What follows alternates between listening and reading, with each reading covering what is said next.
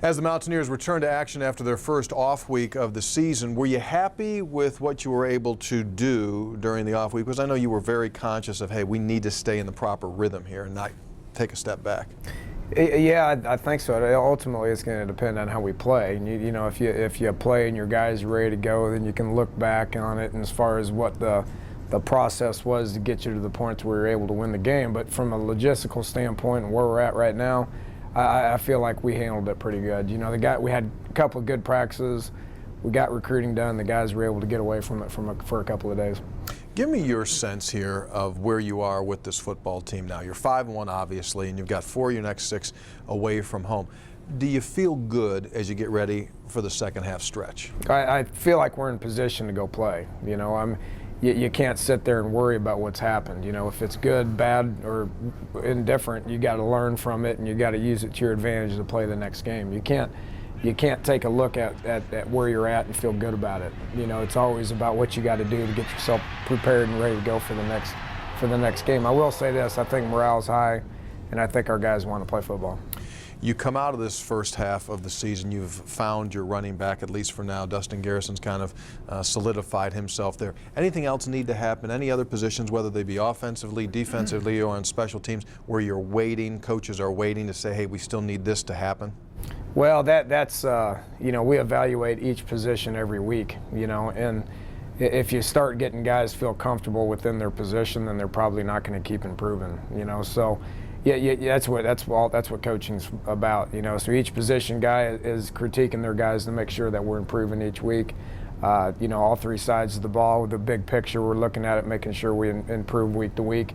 If you want to win a championship, you better be playing good ball towards the end of the year. And obviously you've got to win on the road if you're going to win a championship. You go inside the Carrier Dome, your first time. You've played in domes before.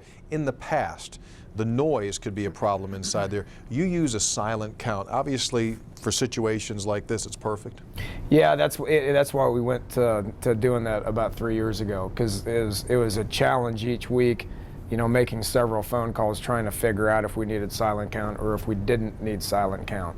And you know, you got to rep it all week in order to feel comfortable with it. And if you're changing week to week, you never truly get comfortable with it. So we made the decision to go to it 100%, and it's taken a lot of weight off our shoulders, and it's made coaching a little bit easier to be able to figure out what to expect. Yeah, you've seen a lot of pressure packages so far this season from opposing teams. You're going to get it here against Syracuse again, aren't you?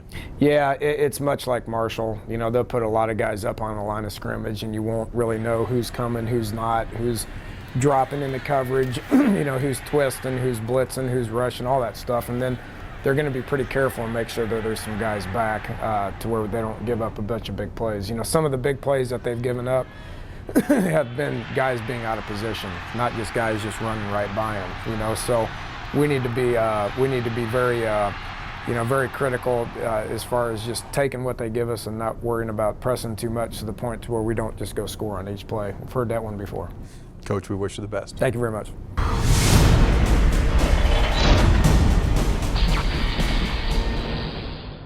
Well, Mountaineer defensive coordinator Jeff Casteel is no stranger to Syracuse. Through the years, you've had some battles, and a year ago, they came into Morgantown and shocked the Mountaineers.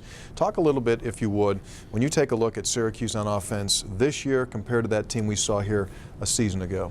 Well, really similar. In fact, they really have all those kids back with the exception of DeLone Carter, who's a really good back they have, but they're the same football team. Very physical, very sound fundamentally.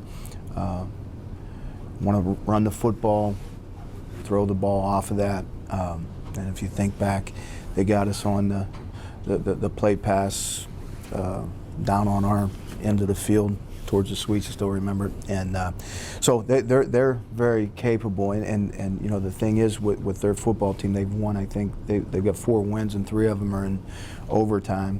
The other one that you know, they came back from, I don't know, 2-3 touchdowns back on Wake Forest. So, but very physical, and you know, and they're experienced up front. They got all those kids back up front, with the exception of their center. The player that orchestrated that victory for Syracuse last season is back quarterback Ryan Nassib. He seems to be very workmanlike, doesn't get a ton of publicity, and yet he's been able to kind of climb the charts. You take a look at their all-time passing numbers, and he's one of their top 10 guys. And the same thing, especially when you take a look at him when the game's on the line, makes a lot of plays. And he's a tough kid. Has a strong arm, has the ability to avoid a rush if he doesn't look to run. But I think he's the kind of kid that their guys in the locker room look up to. I think he's a winner. Some of the coaches I've talked to that played against him have great respect for him, especially when his team needs a play. He usually makes one. Yeah. How much different do they attack you this year compared to a year ago? Or do you think they say, hey, you know what, we kind of outflanked them a couple times last year, got some runs off to them, they seem to hit the perimeter pretty good. Do you think the same type of attack, or they got something else for you? Well, that's the issue with having an open week, not knowing exactly what they did. But they had some success against us last year running the football. I think that obviously they would be similar.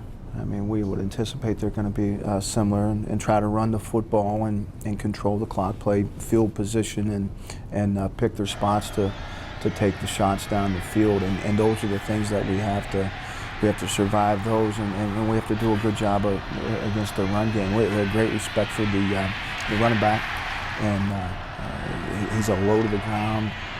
Drop your pads, better get him on the ground. And if you remember the Carter kid went 46 yards on us last year. We got him for a 3-yard loss. The next thing you know, we got to tackle well to have success. It's always a key. Jeff, we wish you the best. Appreciate it, Tony.